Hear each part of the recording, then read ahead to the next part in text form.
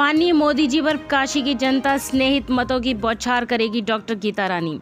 Varanasi doctor Gita रानी सह संयोजक श्रम प्रकोष्ठ काशी क्षेत्र भाजपा ने कहा कि बाबा विश्वनाथ की पवित्र नगरी काशी की जनता हमारे माननीय मोदी जी को बेइंतहा स्नेह करती है। काशी की जनता स्वयं को मोदी परिवार का सदस्य महसूस करती है। काशी की जनता माननीय मोदी जी के आत्मिक लगाव रखती है। इस बार 1 जून 2024 को काशी की जनता माननीय मोदी जी पर अपने स्नेहित मतों की बौछार करेगी। विपक्ष का तो यह भी कहना है कि जब काशी विश्वनाथ माननीय प्रधानमंत्री आए हुए थे उस समय उनका शंकर जी की तरह श्रृंगार किया गया, जिससे काशी की जनता आहत हुई और काशी का अपमान हुआ। इस पर क्या कहेंगी आप? देखिए, हमारे माननीय मोदी जी बहुत ही बड़े भक्त हैं शिव जी के, और उन्होंने काफ़ी साल तक तपस्या किया है, जंगलों में भी जाकर के किया है। ये हम लोग बहुत पहले से जान रहे हैं। और काशी की जनता अपार प्यार करती है, अपार, जिसका कोई लिमिट नहीं है, जिसको शब्दों में बयान नहीं कर सकते हैं। इसलिए काशी की जनता ने स्वयं हमारे मोदी जी में अपना गार्जियन देखा, अपना बड़ा भाई देखा, कि किसी ने पिता देखा। जैसे मैं अपने माननीय मोदी जी में शिव भक्त देखती हूँ, अपना पिता का स्वरूप देखती हूँ, तो मैं उनकी पूजा कर सकती हूँ। सभी लोगों ने पूजा किया। हम लोगों ने भी जो है उनको वंदे मातरम, भारत माता की जय और अपने संस्कृत श्लोक से हम लोगों ने भी स्वागत किया। विपक्ष का तो ये भी कहना है कि मोदी जी खुद को स्वयंभू समझने लगे। नहीं, ऐसा नहीं है। विपक्ष लोग जो है बहुत ज़्यादा ही परेशान हो गए हैं, वो खोखले हो गए हैं। खोखला चना बाजे घना, वही स्थिति हो गई है इस समय। विपक्ष का तो ये भी कहना है कि जिस तरीके से भाजपा ही कह रहे हैं कि इस बार 400 के पार, तो आखिर मोदी जी क्यों डरे हुए हैं और यहाँ नेताओं का जमघट क्यों लगा है? अमित शाह आ गए, मुख्यमंत्री आ गए यहाँ पर, किस लिए यहाँ लोगों का जमावड़ा हो रहा है? कई फिल्म स्टार भी आ गए प्रचार करने। इस पर क्या कहेंगी आप? देखिए, सबसे पहले तो हम ये बताना चाहते हैं, काशी की जो जनता है हमारे माननीय मोदी जी को मोदी परिवार का हिस्सा मानती है, सदस्य मानती है, जिसमें से हम भी एक हैं। हम लोग काशीवासी अपने माननीय मोदी जी को अपार स्नेह करते हैं, बेइंतहा प्यार करते हैं। और देखिएगा, हम सब लोग काशी की जनता के लोग मतों की बौछार कर देंगे और इस बार ऐतिहासिक जीत यहाँ से पाएंगे मोदी जी, और फिर से मोदी जी भारत के प्रधानमंत्री बनेंगे। और मैं माननीय मोदी जी को मीडिया के माध्यम से प्रधानमंत्री बनने के लिए अग्रिम शुभकामनाएं और बधाइयाँ देती हूँ। रही बात विपक्षी की, तो मैं ये कहना चाहती हूँ कि यदि कोई संसदीय क्षेत्र है, जैसा कि आपने कहा बार बार मोदी जी आते हैं, क्यों आते हैं, ये क्वेश्चन मैंने इसके पहले भी मीडिया से फेस किया है। सपोज कोई आपका एमपी है, वो अपने संसदीय क्षेत्र में नहीं जाता है, तो आप लोग कहते हैं कि संसदीय क्षेत्र को आपने इग्नोर किया, कोई कार्य नहीं किया।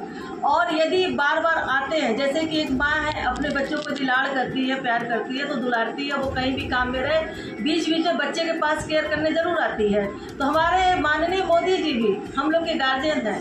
हम लोग किस हाल में है, किस परिस्थिति में है, हम लोगों के हालात देखने के लिए, हम लोगों की शुभकामनाओं के लिए, हम लोग के दुख सुख में बार बार आते रहते हैं। ये अच्छी साइन है, हम लोगों के लिए बहुत ही प्यार की बात है कि मोदी जी हम लोगों के लिए आते हैं बनारस में। कल 7वें चरण का चुनाव है, क्या कहना चाहेंगे इसको लेकर? 7वें चरण के चुनाव में रिकॉर्ड वोट मिलने वाले हैं। ये हमारा परसेप्शन है और ये होगा भी। कल आप देखिएगा, हम लोग धूप नहीं देखेंगे, हम लोगों ने हीट नहीं देखेंगे, परेशानियां नहीं देखेंगे। हम लोग लाइन में लग करके सभी काशी की जनता, चाहे वो किसी वर्ग का हो, किसी जात का हो, किसी धर्म का हो, किसी उम्र का हो, हम लोग बूथ पर जाएंगे, खुद भी जाएंगे, परिवार को ले जाएंगे, अपने साथियों को ले जाएंगे, घर के बच्चे जो 18 साल के हैं उसके ऊपर है, उनको ले करके जाएंगे और बहुत ही बहुमत से अपने माननीय मोदी जी को जीत दर्ज कराएंगे। जिस तरीके से वेब हिट चल रही है, इस तरह मौसम है, आपको लगता है कि आप वोटर घर से निकलेंगे? हाँ, एकदम निकलेंगे, क्योंकि देखिए, मैं प्रोफेशनल से एक असिस्टेंट प्रोफेसर हूँ हरिचंद डिग्री कॉलेज में। मेरे कॉलेज में भी मैंने देखा है, बहुत अच्छी व्यवस्था कर दिया गया है, बूथ वहाँ निर्माण हो गया है। करीब 1 हफ्ता पहले से ही छाजन लग गया है, वो भी बहुत चौड़े, हमको लग रहा है 10 से 15 फीट चौड़ा छाजन लग गया है। और उसके नीचे मैंने देखा भी, एक प्रैक्टिस करने के लिए 10 मिनट तक खड़े होकर के, तो हीट कम लग रहा था, हवा ज़्यादा लग रहा था, तो हमें नहीं लगता कोई दिक्कत होगा। और थोड़ी बहुत दिक्कत होगा तो हम लोग मोदी जी के लिए थोड़ी बहुत तकलीफ झेलने के लिए तैयार है, क्योंकि जो राष्ट्र हित की बात सोचता है, जो राष्ट्र को सशक्त करने की बात करता है, जो हमारे सैनिक को सशक्त कर रहा है, जो सनातन को सशक्त कर रहा है, जो हमारे पुराने धरोहर को पुनर्जीवित कर रहा है, हमारे सभ्यता को पुनर्जीवित कर रहा है, संरक्षित कर रहा है, ऐसे हम माननीय प्रधानमंत्री मोदी जी को दोबारा भारत का प्रधानमंत्री बनते हुए देखना चाहते हैं। इसलिए चाहे जितनी भी तकलीफ हो, हम लोग बूथ तक अवश्य जाएंगे और हम लोग लगातार लगे हुए हैं आम जनता को समझाने के लिए। आम जनता तैयार है, सभी लोग बूथ तक जाएंगे और माननीय मोदी जी को वोट जरूर करेंगे। डॉक्टर गीता रानी, सह संयोजक श्रम प्रकोष्ठ, भारतीय जनता पार्टी। कल 7वें चरण का चुनाव है, क्या किस नज़रिए से देख रही हैं उसको और क्या हालात होंगे कल के? कल 7वें चरण का चुनाव है और हमारी भारतीय जनता पार्टी मोदी जी के नेतृत्व में 400 पार करने वाली है। हम लोग बहुमत से जीतने वाले हैं। वाराणसी को किस नज़रिए से देख रही हैं आप? वाराणसी में बहुत काम हुआ है। मोदी जी ने इंफ्रास्ट्रक्चर चेंज किया हुआ है, हॉस्पिटल के हालात अच्छे हुए हैं, नगर निगम के हालात अच्छे हुए हैं और अभी रोपवे भी बनने वाला है। हमारे घाटों का रिपेयरिंग हुआ है, पुनरुद्धार हुआ है, इतने सारे काम हुए हैं और विश्वनाथ मंदिर धाम जो बना है उसकी वजह से काशी वासियों की जो आर्थिक स्थिति सुधरी है। एक तरह से हमारे मोदी जी ने काशी विश्वनाथ धाम को बना करके एक आर्थिक इनकम का व्यवस्था बना दिया है। माली है, व्यापारी हैं और रिक्शा चालक है, ऑटो चालक है, सभी लोगों की इनकम बढ़ गए हैं पहले के कंपेयर में। विपक्ष का तो यह कहना है कि भाई यहाँ कोई भी काम नहीं हुआ, यहाँ कोई भी रोजगार नहीं मिला, जो भी रोजगार मिला है गुजरातियों को रोजगार मिला। इस पे क्या कहना चाहेंगे आप? नहीं, ऐसा नहीं है। देखिए, रोजगार की बात आते हैं, मेरे पास आंकड़े भी हैं, समय भी हो आपके पास है तो उस पर डिटेल भी बात करेंगे।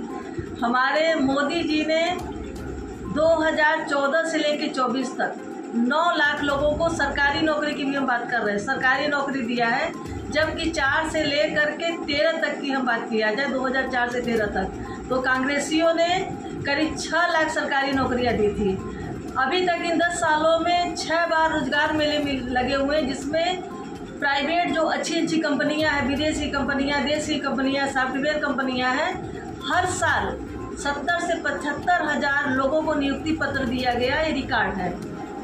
तो करीब 4.5 लाख आपको प्राइवेट नौकरी दिया गया। हमारे मोदी जी स्वरोजगार को बढ़ावा देते हैं। आप भी जानते हैं, हम भी जानते हैं, देश की आर्थिक स्थिति तभी बढ़ेगा जब स्वरोजगार बढ़ेगा और स्वरोजगार को बढ़ाने की वजह से 2014 से पहले की बात किया जाए तो देश में केवल 350 स्टार्टअप थे, आज के समय 1 लाख स्टार्टअप है। तो कहीं रोजगार की कमी नहीं है, स्वरोजगार को बढ़ावा दिया जा रहा है और उसके लिए ऋण दिया जा रहा है और नौकरियां भी लगातार दी जा रही हैं।